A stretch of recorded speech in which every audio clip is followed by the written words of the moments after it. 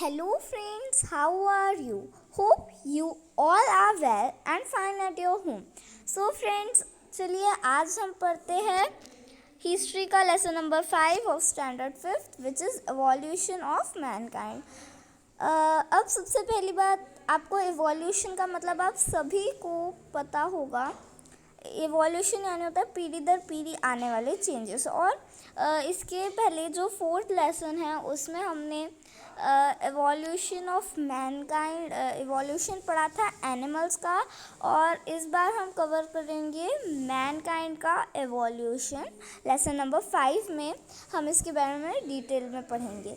तो आइए हम पढ़ना शुरू करते हैं। तो सबसे पहला जो हमारा टॉपिक है वो हम पढ़ेंगे, जो कि है from homo habilis to homo sapiens. Okay, so हम अभी from homo habilis to homo sapiens पढ़ेंगे। अब देखिए, सबसे पहले इसमें होता है the skilled human. The species of human who could use their hands skillfully is known as skilled human. सबसे पहले हमें ये जानना होगा कि स्किल्ड ह्यूमन क्या होता है। ओके, स्किल्ड ह्यूमन क्या होता है फ्रेंड्स? जो अपने हाथों का सही तरीके से यूज़ करना जानता हो। ओके, जो अपने हाथों का सही तरीके से यूज़ करना जानता हो वो स्किल्ड ह्यूमन कहलाता है। The first evidence of this species was found in the border region between Tanzania and Kenya in the continent Africa. और जो पहला स्किल्ड ह्यूमन था वो कहाँ पाया गया था? तांजानिया और केन्या के बॉर्डर के बीच में अफ्रीका कंटिनेंट में पाया गया था। द साइंटिस्ट लुइस लिकी who discovered this स्पीसी named it Homo habilis because beside the fossil remains he found some tools made by them. तो सबसे पहले हम एक एक सेंटेंस का मतलब जानेंगे ताकि आपको और अच्छे से समझने में आसानी हो। देखिए, जो साइंटिस्ट थे जिनका नाम था लुइस लिकी, आपको इनका नाम भी याद करना है या आपको क्वेश्चन आंसर्स में पूछा जा सकता है। जो लुइस लिकी साइंटिस्ट थे उन्होंने ये स्पीसीज सबसे पहले देखी थी, सबसे पहले पाई थी। उस स्पीसीज़ की हड्डियाँ या उनके रिमेन्स हम कह सकते हैं, उनका बचा खुचा जो भी पार्ट था वो सबसे पहले साइंटिस्ट लुइस लीके ने पाया था। और उन्होंने इस स्पीसी को, पहली स्किल्ड ह्यूमन की स्पीसी को होमो हैबिलिस नाम दिया। क्या नाम दिया? Homo habilis. तो मैनकाइंड के इवोल्यूशन में सबसे पहले होमो हैबिलिस आता है।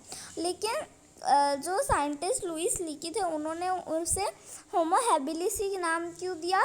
क्योंकि उनके जो फॉसिल्स थे या उनके जो रिमेन्स थे, उनका जो बचा खुचा पार्ट था, जब जैसे कि कुछ हड्डियाँ वगैरह, तो उसके साथ उन्होंने क्या पाया था?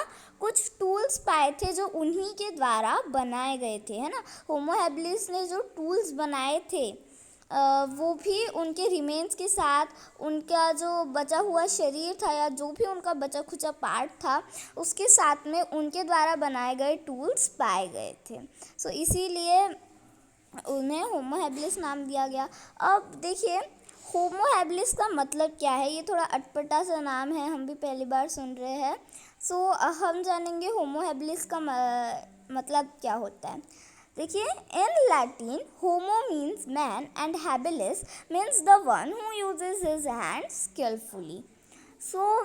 लैटिन भाषा में क्या होता है ना, लैटिन भाषा में क्या होता है, जो होमो रहता है, होमो का मतलब क्या होता है? मैन। होमो का मतलब मैन यानी इंसान।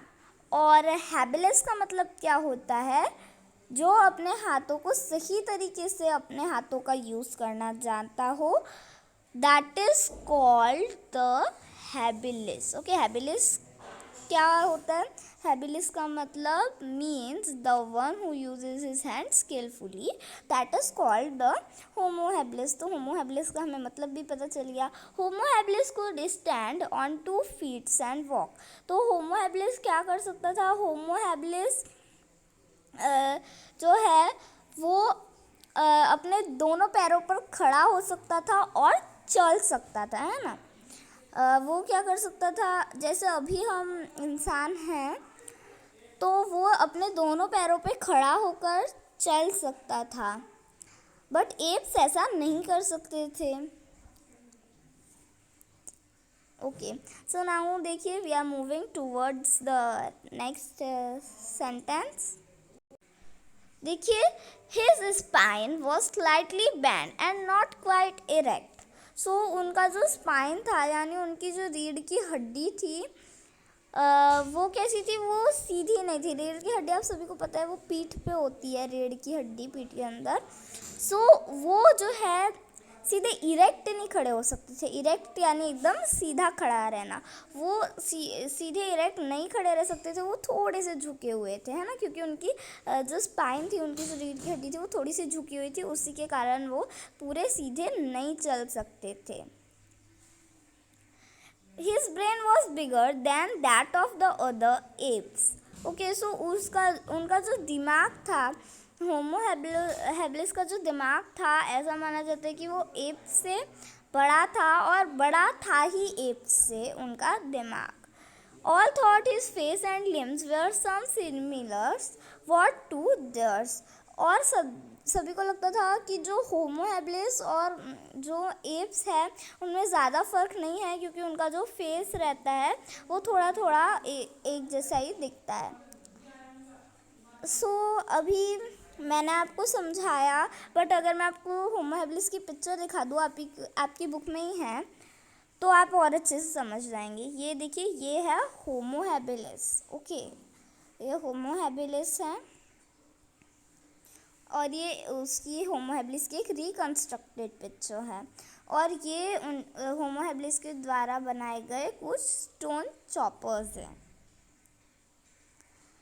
अब देखिए, हम आगे बढ़ते हैं। The stone tools made by Homo habilis were not useful for hunting big animals. तो जो होमो हैबिलिस के द्वारा बनाए गए जो स्टोन के टूल्स थे, जैसे कि मैंने आपको यहाँ पे बताया ही ये स्टोन चॉपर के बारे में, ऐसे जो उनके पास हथियार थे जो उन्होंने बनाए थे, वो हथियार बड़े जानवरों का वध नहीं कर सकते थे, बड़े जानवरों को उनके हथियार नहीं मार सकते थे। They had limited uses such as scraping meat from the skin of dead animals और ब्रेकिंग बोन्स टू गेट मारो।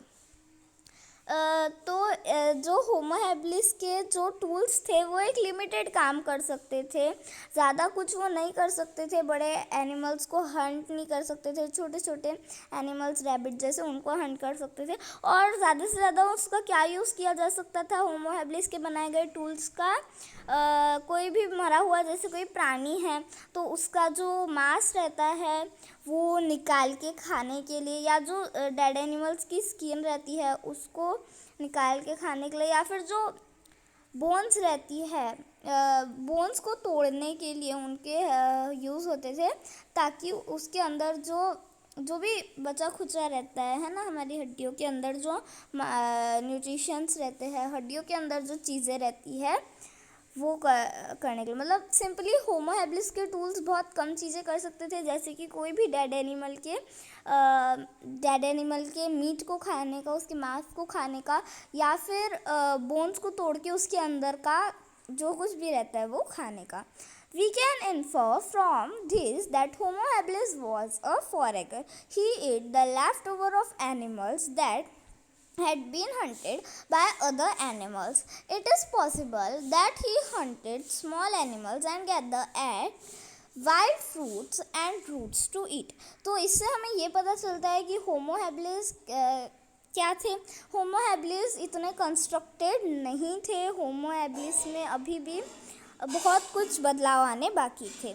और वो क्या करते थे और क्या क्या खाते थे, वो एनिमल्स का जो भी रिमेन्स रहता था वो खाते थे, और वो ऐसे एनिमल्स का रिमेन्स भी खाते थे जो पहले से ही किसी अदर एनिमल से हंटेड है। इट इज़ पॉसिबल, हाँ, और ऐसा भी हो सकता है क्योंकि उस समय हम तो वहाँ थे नहीं, तो यहाँ पे कहा गया कि ऐसा भी हो सकता है कि जो वो छोटे छोटे एनिमल्स के जो अंडे रहते हैं, जैसे कि बर्ड के अंडे, तो वो कलेक्ट करते हों, और जो जंगली फल रहता है वो, या फिर जो रूट्स रहते हैं, है ना, जड़ें रहती हैं वो खाने के लिए वो सब गैदर करते हैं। ओके, सो अब देखिए फ्रेंड्स, अभी फ़िलहाल तो ये वीडियो बहुत बड़ा हो गया है। हमने इसमें होमो हैबिलिस के बारे में सारी जानकारियाँ जो है प्राप्त की। अगली वीडियो में हम होमो इरेक्टस के बारे में पढ़ेंगे। फिर भी मैं आपको थोड़ा बता देती हूँ होमो इरेक्टस के बारे में। सो होमो इरेक्टस, अब मैंने आपको इरेक्ट का मतलब तो बता ही दिया है, अगर आपको याद है तो आपको होमो इरेक्टस का मतलब ऑलरेडी पता चल चुका होगा। ऐसा इंसान, होमो का तो मतलब हमें पता ही है मैन, और इरेक्टस यानी जो एकदम इरेक्ट खड़ा रह सकता हो, तो उसके बारे में हम पढ़ेंगे नेक्स्ट पार्ट 2 में। ये देखिए, ये होमो इरेक्टस की फ़ोटोज़ है और ये उनके द्वारा बनाए गए टूल्स हैं। सो हम ये भी कवर अप करेंगे हमारे पार्ट 2 में, क्योंकि फ़िलहाल ये वीडियो बहुत बड़ी हो चुकी है। सो बाय फ्रेंड्स, नेक्स्ट वीडियो में हम इसके आगे का चैप्टर, आगे के जो भी पॉइंट्स हैं वो कवर करेंगे। Okay, bye friends, have a nice day.